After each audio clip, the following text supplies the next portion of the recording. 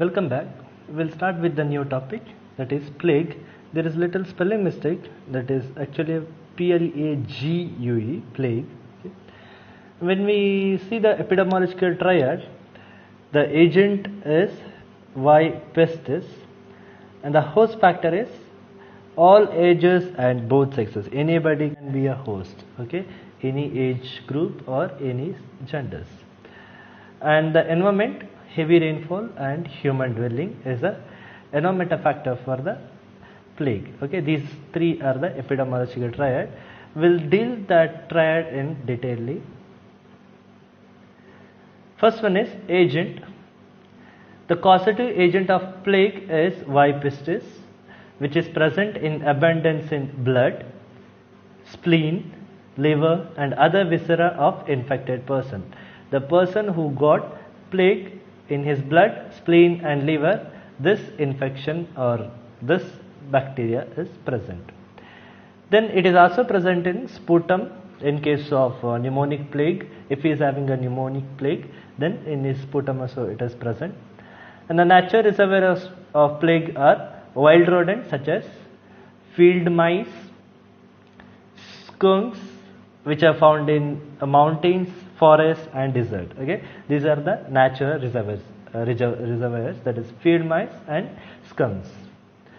Then in India, the main reservoir of plague is Tattara indica, but not the Rattus rattus.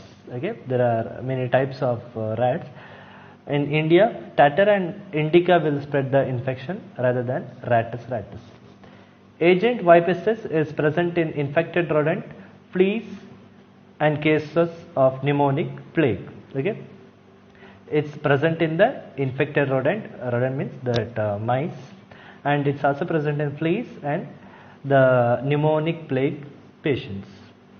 And the host factor, plague can affect both the sexes and any age of the people. And people who are at risk are hunters, because they are going for the hunting the animal and they may get the infection. Harvesters, they may come in contact with the rats who are get infected, and the cultivators, again the same. And when it comes to the environmental factor, we have heavy rainfall. Okay, the rats may float and come into the human dwelling site, and you may get the infection if you come in direct contact with the rats or infected rats. Then human dwellings, again rats are present in the human dwellings or houses, so again if it gets infected, you may get the chance of getting infection. Then a temperature of 20 to 25 degrees Celsius, because in this temperature bacteria will grow sufficiently, and humidity of 60% or above. This is a good condition for the bacterial growth. Okay, and any season.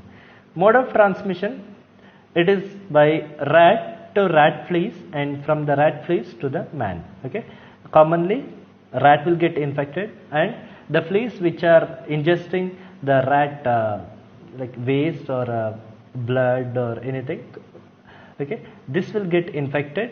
And rat fleas, when it bites the man or which transmit the bacteria through the food or water, again you may get the infection.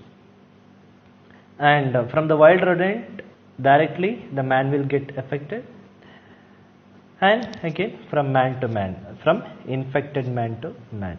And the incubation period, which will depend on the type of plague you have got, that is the types are bubonic plague, septicemic plague and pneumonic plague. Okay, these are the three disease conditions or the three types, which will be 2 to 7 days, that is incubation period is 2 to 7 days and 1 to 3 days respectively. Okay, these are the incubation period. And the laboratory investigation is smears of fluids or a sputum. Okay, any fluid, body fluid or a sputum also helpful for the investigation. And you can do a blood culture, serological test and immunofluorescent microscopy test to find out the bacteria.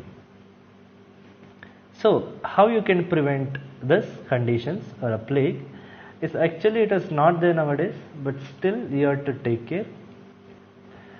First one is notification, that is if you find out any case of plague, you should notify the health authority and the publics also. That is called notification.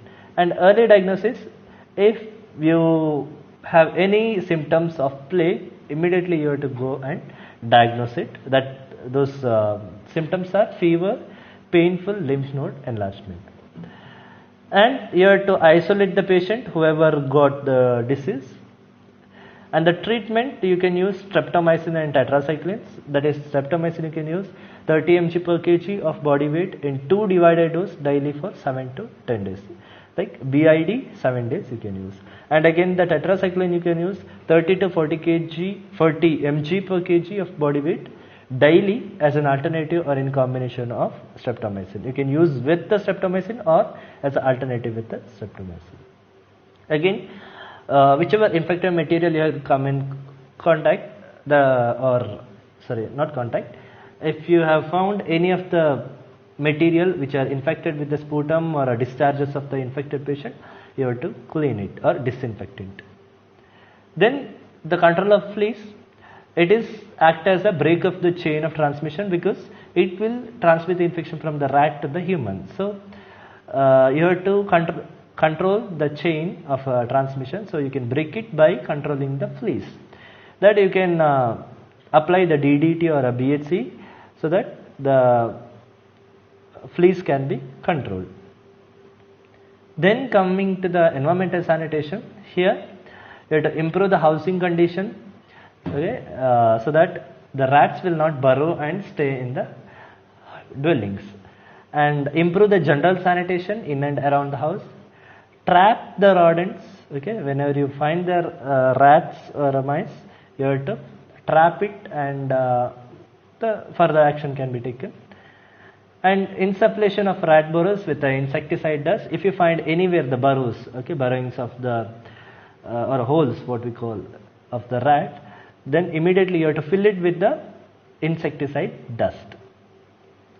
And proper disposal of blood, food waste in covered dustbins. Yes. Next, coming to the vaccination, this is the very important thing. Here you will take the killed plague vaccine, that is separately for male and female it is given. So primary dose in that first dose and second dose. For the males, for both of us we are taking killed plague vaccine. For the males it is given 1.0 ml or 1.5 ml, that is first and second dose. Again for the female, that is 0.75 ml and 1 ml as a second dose. And the booster dose are for the male it is 1 ml and for the female it is 0.75 ml, and both are given in the subcutaneous route. And the vaccine can be given in the interval of 7 to 14 days in the 2 doses, and boosters can be given after 6 months.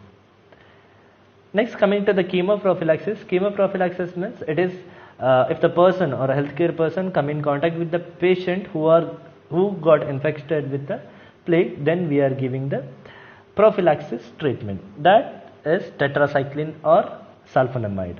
Tetracycline we are giving 500 mg 6 hourly, 5 days, and sulfonamide again it's a tablet. It is given 2 to 3 gram daily for 5 to 7 days, so that he will not get infected. Next, health education is a very important part in the prevention method, because here you will give the education to the people regarding the cause, clinical manifestation, prevention and treatment of the disease. And if they get or if they see any infection or clinical manifestation, immediately they have to report to the hospital and the healthcare authority, so that further action can be taken and the disease can be controlled. With the cooperation of the community, we can control and prevent this infection. That's all about the plague. We'll see in the next class. Thank you.